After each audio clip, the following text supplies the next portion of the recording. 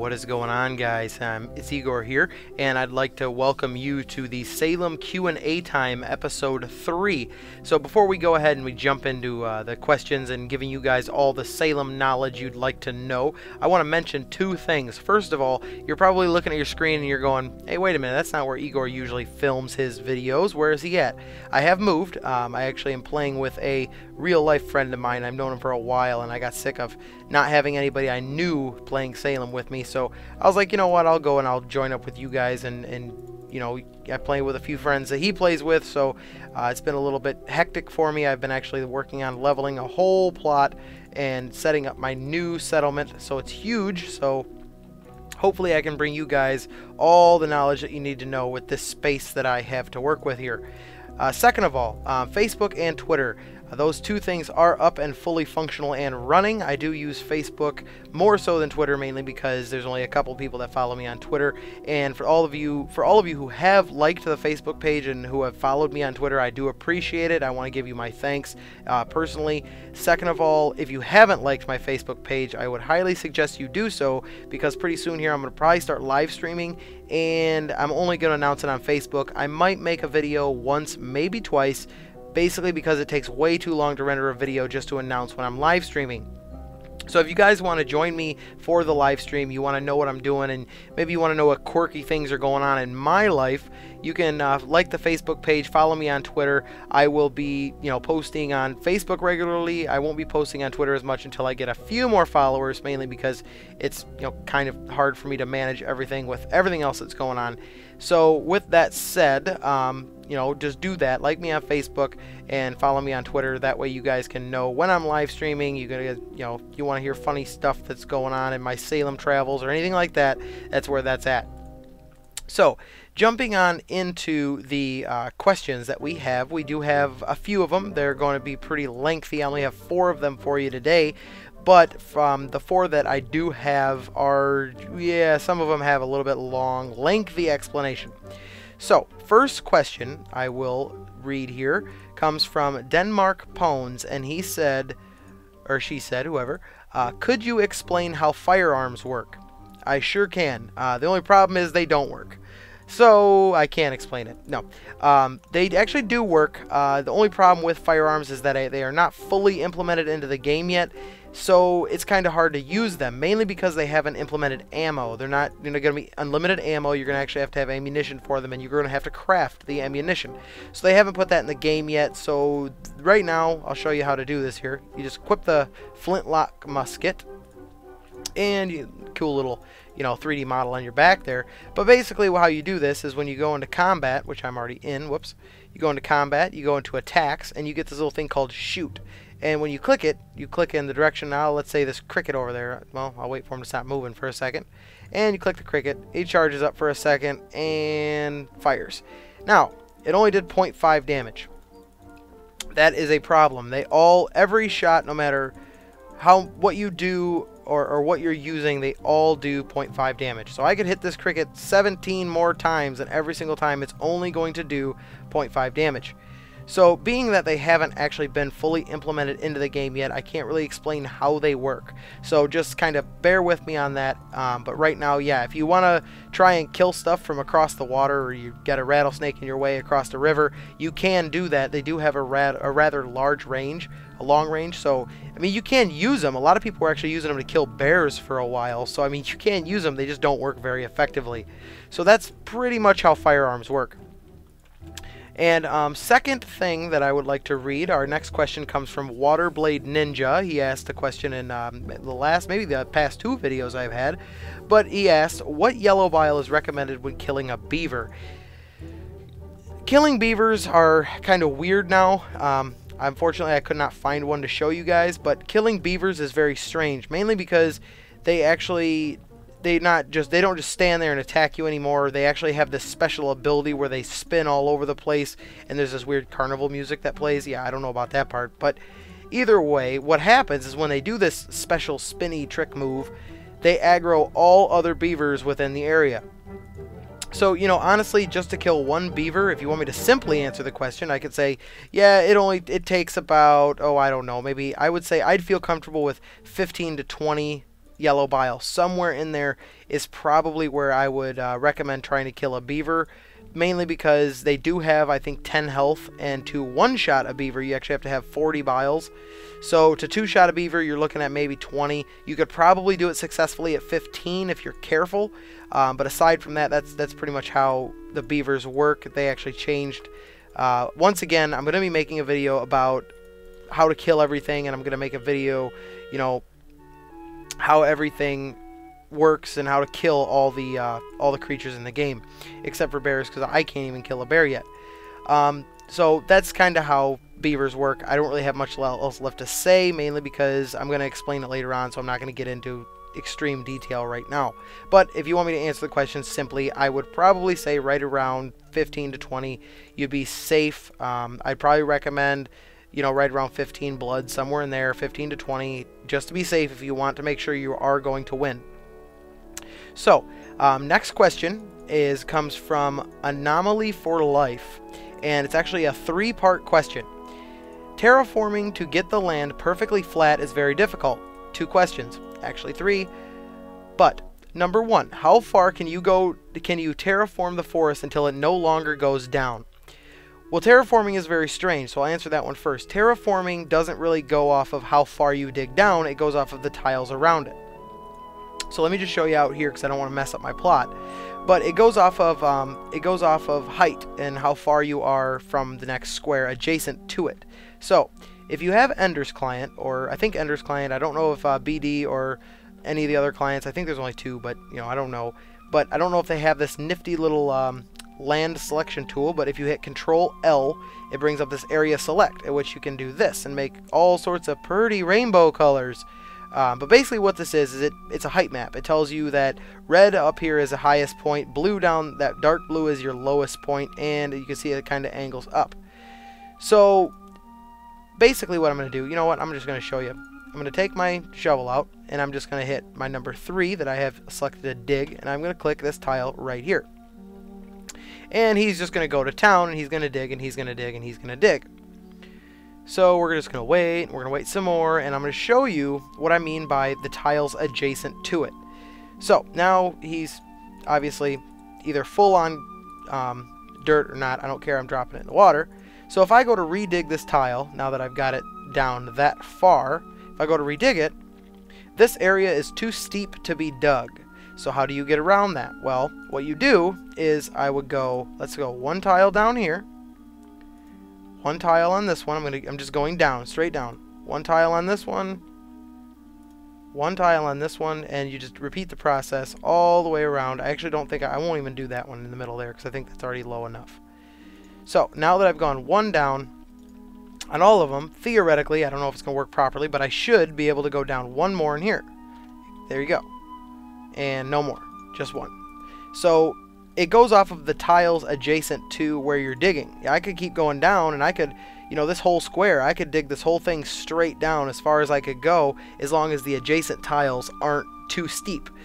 So if I try and dig it again, this area is too steep to be dug. So you can go down pretty far. I mean, you can go down really far, but the land, I mean, to go down a ridiculous amount, you're going to be looking at digging out a whole area about that big to get down really far.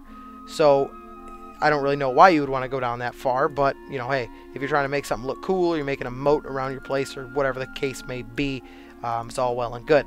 So second part to that question. Is there a guaranteed way to allow the land to be perfectly flat while I dig? How do I patch up areas that I dug too deep in limestone? The limestone won't naturally go back, and the holes I dug too deep. Well, limestone is not dirt. Rock and limestone and all those other weird ones aren't dirt. The problem with that is, basically, I got some stone over here I'm going to show you. Basically, whenever you dig dirt or not dirt, limestone or regular stone, it only digs one little square. So you can't just keep going over and over and over until it gets too low. You're really only your option. You can't really make this flat. It's almost impossible. I mean, if you really, really tried, and you really tried to make it flat, you probably could. But when you dig at this stuff, oh, see, this area is too steep to be dug. I haven't been digging here, so I'm not sure. Let's find one that's not already too steep. Let's go over this side. This side looks decent. Go over here. Yeah. Now you're going to notice it goes up by 5% every time. It's not, 20, 40, 60, 81. It's actually 5%. So this actually does take a while. The reason why is because when you actually finish, you get a whole boulder. And then it only goes down one tile. Now you really can't fill it. That's the problem. Like if I dig this out, and I dig, and I dig, and I dig, there is a way that I know before that there was a way to fill stone and lime, but the problem was is you destroy the lime node in the process. So it's not really a good thing to do because you can't get it back. But if I go to take this dirt and I just throw it right here, I actually can't put it there. It won't go. I would have to put it like right at the edge on this square, and you see it kind of got covered with a little bit of dirt there. And that's really the only way to fill, and you would have to basically just mess with it and repeat the process until you filled it. But like I said, in the process you lose your lime. Yeah, like right there, I'm technically on where the stone used to be, but it's no longer there anymore. And what I'm doing is I'm just digging down, I'm wasting stone, more or less. So I wouldn't recommend filling lime because of that. Third part to that question, once flat, how do I get limestone and clay areas paved? It's not working, area not claimed yet. Lime, I believe, if I'm not mistaken, I haven't really tried to mess with lime all that much to actually try and pave it. I don't think you can pave it, or I mean, just you can't just go out in the wilderness and pave it. I think you actually have to claim it, which is why it's saying area not claimed yet, because that limestone is technically not yours, so it's not letting you, destroy it in that manner or fashion. So if I try and pave this, it actually won't even let me. I don't even have the option. Like I could pave this one like that, and I could pave this one, but I cannot pave anything in here. I'm clicking like a madman and nothing is happening. If I click over here, yep. So limestone is very weird. Rock is very weird. Lime, I would really just leave it alone. I wouldn't really mess a whole lot with it, mainly because you shouldn't really have a reason to be, screwing up your lime node. I wouldn't recommend it. So with that, that's kind of that. Now, once again, I know that was a very weird question for me to answer. If you have any extended questions on that, feel free to ask. I'm not really sure. Maybe I just didn't get it. But moving on to the fourth question, and this is the interesting one. Actually, there's a question in between here that I want to explain. It says, Nuktal asks, could you please explain how to increase purity? I've tried to find information about this, but I can only find the results of purity.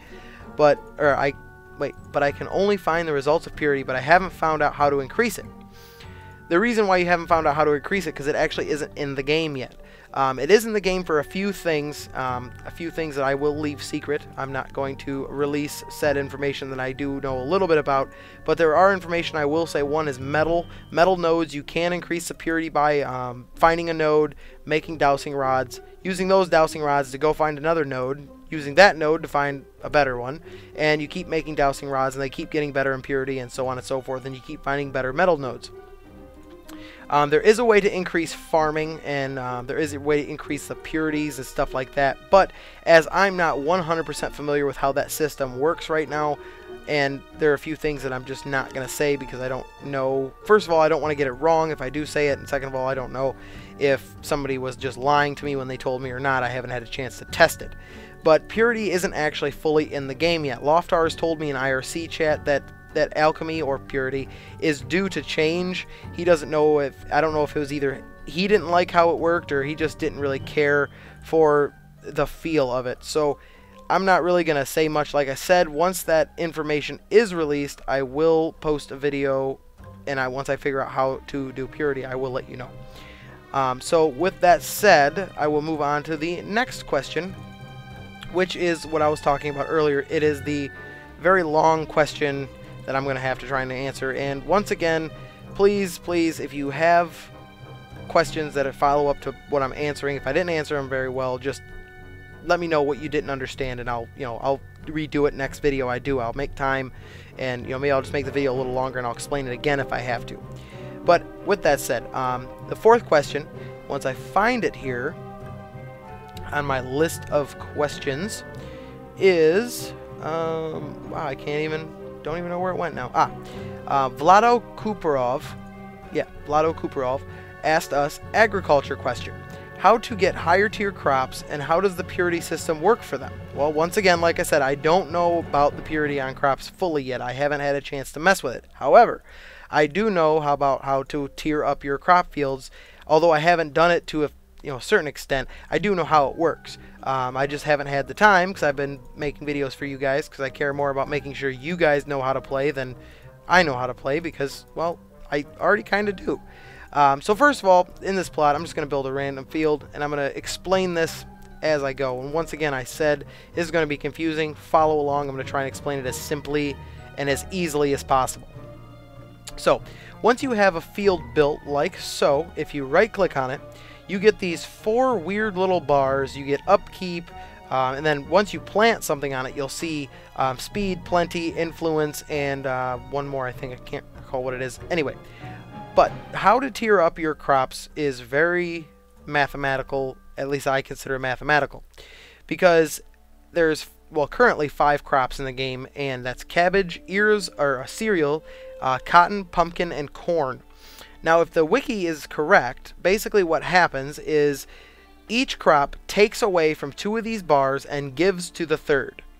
So, being that this field is at 0, you really can't do much, but I'm going to use my mouse cursor, and I'm going to kind of help guide you along.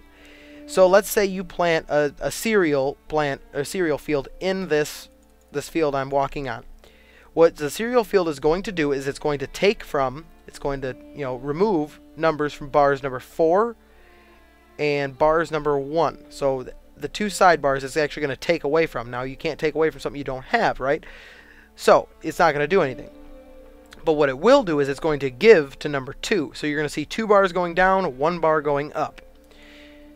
So what do you do? This still doesn't answer the question. Well, when you are raising this bar, what you do, at least if I'm correct, and I know I'm somewhere in the ballpark, but once you get this bar higher raised, what you do is now you go to the wiki, or maybe you have it written down or something. You look at what takes from bar number 2 to give to another bar.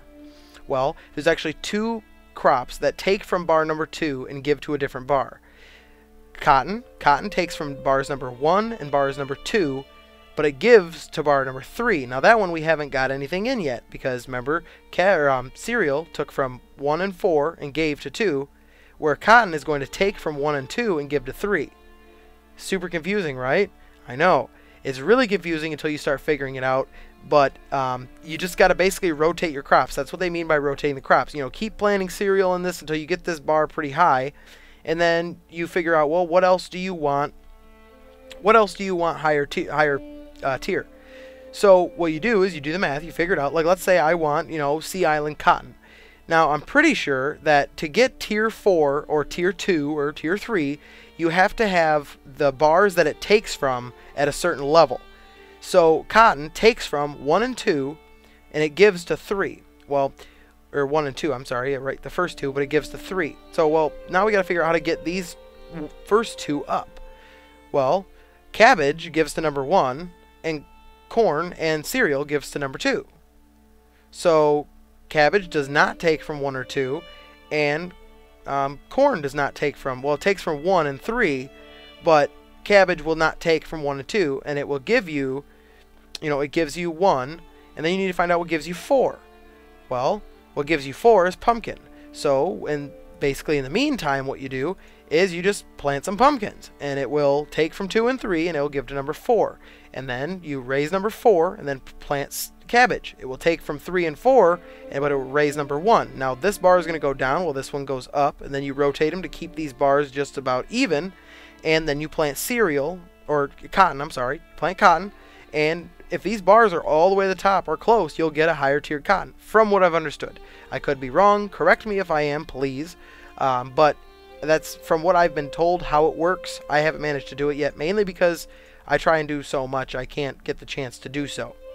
So that's basically how you increase the tier on your cotton or your fields. You actually have to raise these bars and you have to lower them all equally depending on what you want. To give you another example, let's say I wanted higher tiered pumpkins. Well, pumpkin takes from 2 and 3 and it gives to 4. So, well, we need to raise 2 and 3. So you go on here and you see, well, cereal gives to 2, but it takes away from 1 and 4.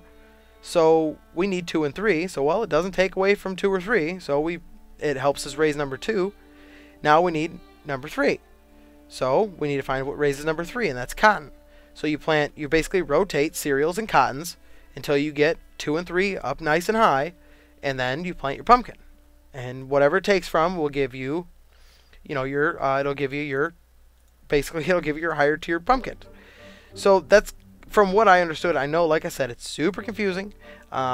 It's really weird to understand, but that's kind of how it works. I mean, at least from what I know, I'm not 100% sure. You guys had some high-tech questions this time, so hopefully I answered them well. If I didn't, just let me know. I mean, feel free to say, hey, you're an idiot, this is how it works. And I have done it before, where I make a whole new video to correct if I was, extremely wrong, or, really wrong in any sense, or give wrong information. I will remake the video.